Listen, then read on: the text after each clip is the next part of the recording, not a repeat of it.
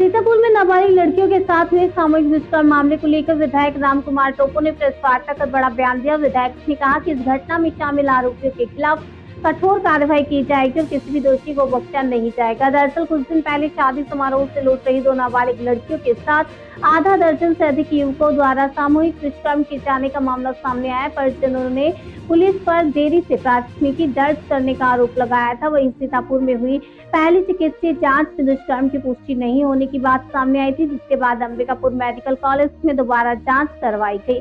दूसरी जांच में दुष्कर्म की संभावना जताई गई, जिसके बाद पुलिस ने सभी आरोपियों को गिरफ्तार कर लिया है।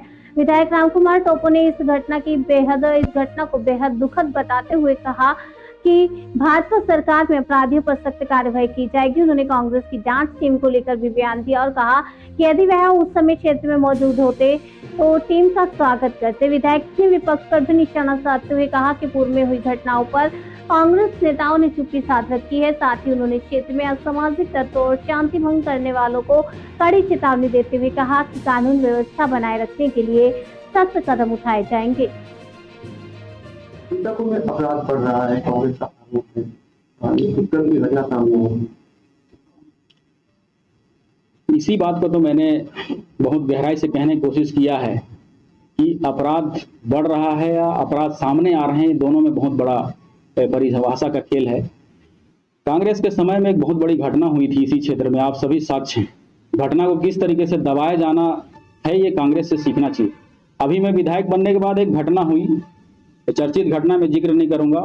मेरे पास भी वो लोग आए, बहुत रिक्वेस्ट किए, मैंने अपने हिसाब से प्रयास किया और साफ शब्दों में कहा कि निष्पक्ष जांच होगा और दोषियों पर कार्रवाई होगी।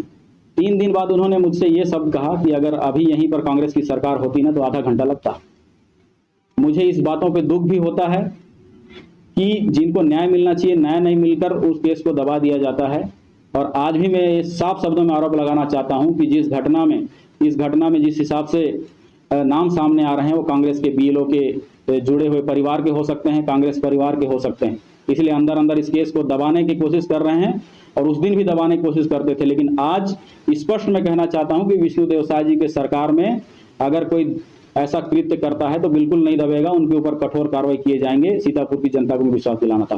कांग्रेस की जांच टीम पुलिस के परिवार पर पहुंची थी, पुलिस प्रशासन पर आरोप और स्वास्थ्य विभाग पर भी आरोप लगाए। बिल्कुल, मैं तो दिल्ली की उस टीम को मैं स्वागत करना चाहता हूं। अगर मैं यहाँ होता ना तो फूल गुच्छे के साथ स्वागत करता और साथ में ये भी कहता कि 2021 की घटना में कांग्रेस की सरकार यहाँ थी। उस समय उनके प्रेजेंट के विधायक और शासन के मंत्री का कान पकड़ के उनको अपनी पार्टी को ये भी बताना चाहिए था कि आज यहाँ सत्ता में है और जाके उनके घर में दोषियों को सजा दिलाने के लिए काम करें, लेकिन चूक गए। अभी हितैषी बनने की कोशिश कर रहे हैं, जबकि यहाँ पर विष्णुदेव साय जी की सरकार और चप्पे चप्पे पर हमारे कार्यकर्ता और हम खुद डटे हैं कि ऐसी घटनाएं ना हो। ये घटनाएं करने वाला कोई पाकिस्तान से नहीं आया, ये हमारे समाज के लोग हैं और इस समाज में छुपे हुए ऐसे असामाजिक जो लोग होते हैं उनको ठीक करने के लिए हम सभी को पहल करने की जरूरत है। एक एक माता पिता से लेके हर परिवार, पत्रकार से लेके हम सभी नेता से लेके टीचर्स तक सबको इस मुहिम में जाने की जरूरत है, ताकि समाज में जो ऐसी घटनाएं हो रही हैं उनको हम लोग ठीक कर पाएंगे। कहता तो एक सवाल तो अंतिम मछली वाली बात रखे थे, उसमें भी एक पॉइंट बन रहा था। क्या भाई वहाँ हमने गया, होटल हो चाहे किसी घर में तो आलू मिलाया जाता है। ये बिल्कुल सख्त चेतावनी है। अब तक हम यही समझ रहे थे कि सारी चीजें बहुत आसानी से हो जाएंगी या बिना चेतावनी का हो जाएगा, लेकिन सुशासन का शब्द हमारे मुखिया ने दिया है, तो सुशासन स्थापित करने के लिए अगर पुलिस को सख्त रवैया भी अपनाने की जरूरत पड़े तो हम इसके लिए बात करेंगे और ये होगा, क्योंकि शांति स्थापित करना है तो सख्त रवैया पुलिस को भी अपनाने की जरूरत पड़ेगी।